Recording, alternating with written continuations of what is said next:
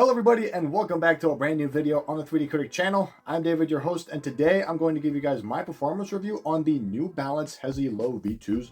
Now when it comes to New Balance's whole basketball line, all their shoes are pretty good, going up to the Kawhi 4s as well as the Fresh From BB V2s, as well as the two-way V5 that I tried earlier on in the year. And I found out that the Hesi Low V2s came out and I wanted to try them out for myself.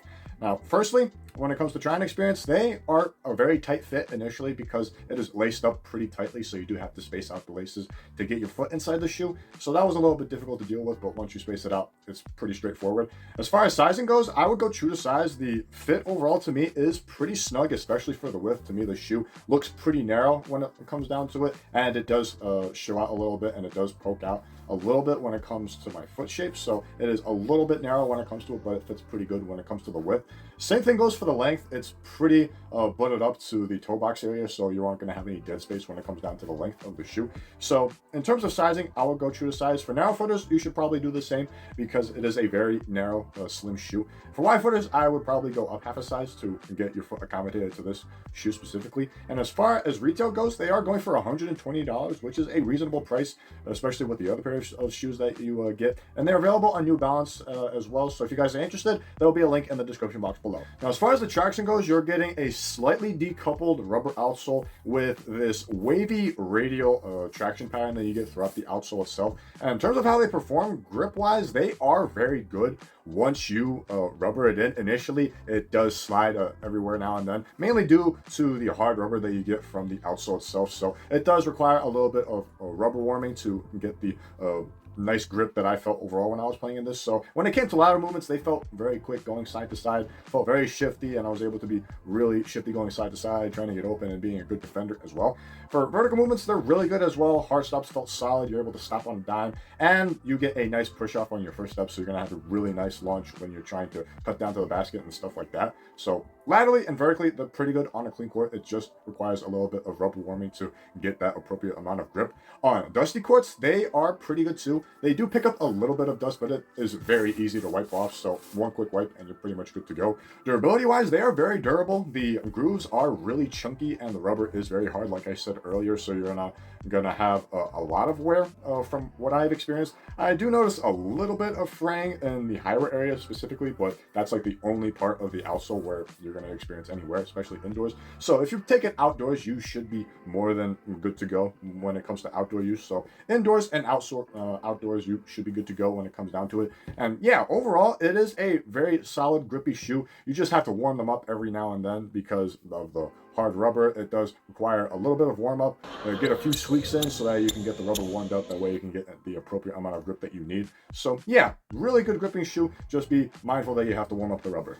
Moving into the cushioning setup, it is a full bed of fuel cell foam, which is very good when it comes to forefoot cushioning. To me, they felt nice and responsive overall. It wasn't the craziest amount of responsiveness, but they were pretty responsive nonetheless. Had pretty decent reactions when I was playing in them, and it is aided by a top-loaded TPU shank in the midfoot that gives it some liveliness, but it isn't like the craziest thing. And as well as the bounce, they weren't crazy bouncy, but they were bouncy enough that way you're going to be really reactive on the court and do anything that you needed to do on the court. So they were pretty good when it came to forefoot cushioning, not the craziest that I felt in my opinion. And when you move it to the heel, they are very plush and very comfortable. It is very forgiving in the heel, and it kind of reminded me of the Kawhi 4s, how they felt, because it uses the same cushioning setup when it comes to fuel cell. So yeah, very forgiving foam in the heel, and the impact protection felt very good when it came to heel strikes. So it was a very comfortable shoe to play in nonetheless. And fluidity, as a result of the forgiveness of the cushioning, it is very buttery, and heel to toe transitions felt very smooth, didn't have any bulkiness when it comes down to the shoe. It is very streamlined and very forward motioning when it comes down to it. And when getting up and down the court, they felt really nice and very quick too, because of the top-loaded shank that you had. It gave you a reasonable amount of quickness. That way you're able to get up to speed very quickly in them too. So overall, to me, the cushion feels really good. It's pretty responsive in the forefoot with a reasonable amount of bounciness to it and very comfortable in the heel. However, while they are good initially for like the first hour of play that I played in them, after longer hooping sessions, I did notice the cushion bottom out, and it felt to me pretty bottom heavy. So on tired legs, these weren't ideal, and I didn't experience the same amount of responsiveness, bounciness to it. So it does hinder your performance a little bit, and the cushioning does bottom out a little bit, and after a while, it's going to start to feel not ideal, and you aren't going to perform at your best. But the first hour of use, they are pretty good. Just be mindful after longer hooping sessions, they won't feel the same. Just like in the Jordan 39s, I experienced that same thing. They felt really lively and responsive, but after a while, it does start to feel a little bottom heavy, and you won't be as responsive as you want to. So yeah, keep that in mind. While it is nice and fresh when it comes to the first hour of use, after longer sessions, it will start to feel bottom heavy, and you won't feel as responsive as you would like. Now, diving into the materials, you're getting a engineered mesh material in the forefoot as well as on the lateral and medial side of the shoe, with a gridded mesh material that you get on the tongue, which is minimally padded. You're also going to get these synthetic overlays here on the toe box, and you also get synthetics in the lace line, and it extends to the back half of the shoe.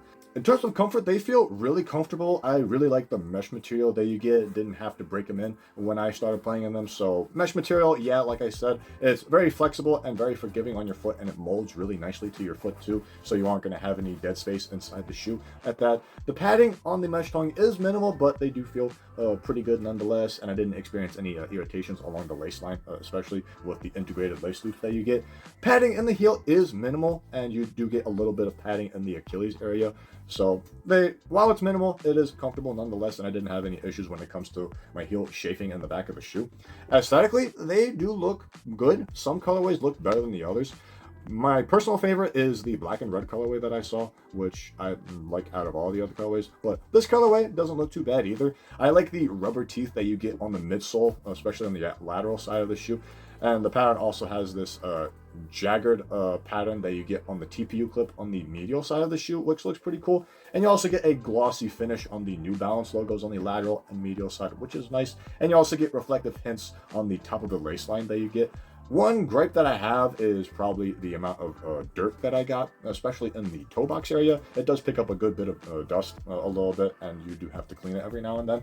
But outside of that, that's like my only gripe when it comes to this material. It's pretty comfortable, minimal in some areas, but they're comfortable nonetheless, and they don't look too bad either. Now, the lockdown to me, it is pretty solid as it is. However, it could be better with a quick fix, in my opinion.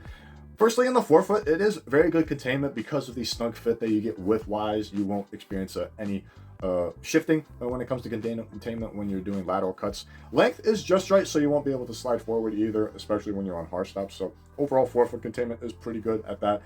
As far as the midfoot, the lacing system is integrated with the material, and it is adjustable depending on how far you want the ankle wrapped with the extra lace loops that you get on the top of the ankle collar. However, you do need longer shoelaces to take advantage of this, so the laces that you get, they are pretty short with the extra lace loops that you get, and if you want to go a little bit further, you're not going to get the full advantage of it. So in terms of taking advantage of it, I would swap out these shoelaces entirely and get longer ones if you want really solid ankle wrapping, especially in the midfoot.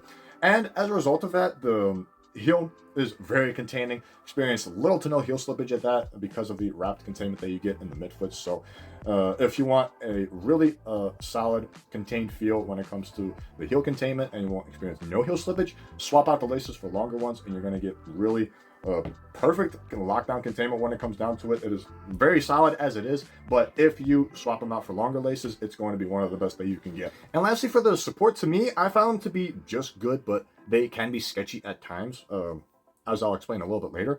But firstly, when it comes to lateral support, you do sit within the midsole with the rubber teeth that you get as well. That provides a little bit of an outrigger, which did its job. However, it can be on a knife edge, especially when you have tired legs, like I said earlier, and you do feel a little bottom heavy. And as a result of that, I did notice the overall support system, especially in the forefoot, it felt a little tippy, and there were times where I could have rolled my ankle, but luckily I didn't.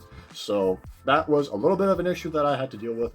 But otherwise, they felt pretty stable nonetheless. As you move into the midfoot, there is some decent containment coming from the midsole itself, as well as the beginning of the TPU clip that you get that extends around the heel, which provides really solid containment in the heel. But in the midfoot, like I said earlier, it is pretty solid. You do get a little bit of the outrigger as well as the rubber teeth and the TPU clip, giving you really solid containment. And as you get into the midfoot, like I said, you get this TPU clip as well as an internal TPU heel counter that gives you really solid containment in the heel. So as you get further back into the shoe, the lateral support is very good and it just gets better. Torsionally, it is pretty stable and pretty balanced because of the top-loaded TPU shank that you get. It adds some rigidity in the midfoot. That way you're pretty balanced at all times when you're playing in it. And you do get some flexibility in the forefoot. That way it doesn't feel too stiff. The base itself, while it is pretty flat. So you're going to have a nice solid platform to land on. So in terms of that, you're going to be really solid. Just be mindful that is a little narrow. And as a result, you might get a little tippy at times, especially when you have tired legs. So be mindful of that. If you have fresh legs, these are more than suitable for you. However, just be mindful. If you have tired legs, it will lead to sloppy footwork and it'll eventually lead you to be tippy and you could eventually roll your ankle in some cases. So be mindful of that. While pretty fresh legs, you're going to have really good support, but just be mindful after longer hooping sessions, you will start to get a little tired and it will result in sloppy footwork and you won't feel as stable as a result. But as it is pretty solid. Just be mindful of that. Now, to sum it up for you guys, the Hesi Low V2s to me kind of remind me of the Kawhi 4s, and in turn, basically makes this a budget-friendly version to the Kawhi 4s. To me, they have the same exact feel as the Kawhi 4s when it comes to the cushion, especially on the responsive side of things and the comfort side of things. However, to me, I do find the Kawhi 4s to be a little bit more swingy because of the carbon fiber shank that you get, aside from the plastic shank that you get in the Hesi Low V2s. But yeah, other than that, they do feel pretty similar because they use the same complementary foam. And materials-wise, they feel pretty much the same too. They use the same engineered mesh that you get overall, and it is pretty comfortable when it comes down to it. And everything else when it comes to the lockdown, it is a little bit better in the Hesi Low V2s compared to the Kawhi 4s, especially when it comes to the heel slippage side of things. And support, I do find the Kawhi 4s to be a little bit better, but this is no slouch when it comes to it. So yeah, if you want a budget-friendly version of the Kawhi 4s, the Hesi Low V2 is a really good option for you guys, and it is going on sale for less than about $90 because it is a Black Friday sale still. So if you're able to take advantage of that, feel free to do so. So yeah, it is a budget-friendly version, like I said, where the Kawhis go for around 150 to 160. So if you want a bang for your buck Kawhi 4, the Hesi Low V2 is a solid option for you guys. Thank you guys for watching this video. This has been my performance review on the New Balance Hesi Low V2s. Leave a like if you enjoyed this video and comment down below on what you think of the Hesi Low V2s. Are they similar to the Kawhi 4s? I'd like to know your thoughts, as well as any thoughts that you have on the regular Hesi Low. I was unable to get a pair for myself, so if you have any thoughts on those and if they are comparable to the V2s, feel free to comment down below, as well as any other questions that you might have. If you want to stay up to date with future videos that I'll be posting, hit the subscribe button down below and it'll greatly support the channel as well. If you want to see what I'm talking about the Kawhi 4s, I will leave it on this side of the screen. And if you'd like to follow me on social media, all of the information will be in the description box below. I hope you guys enjoy the rest of your day. I hope this was beneficial to you guys, and until next time, keep shooting.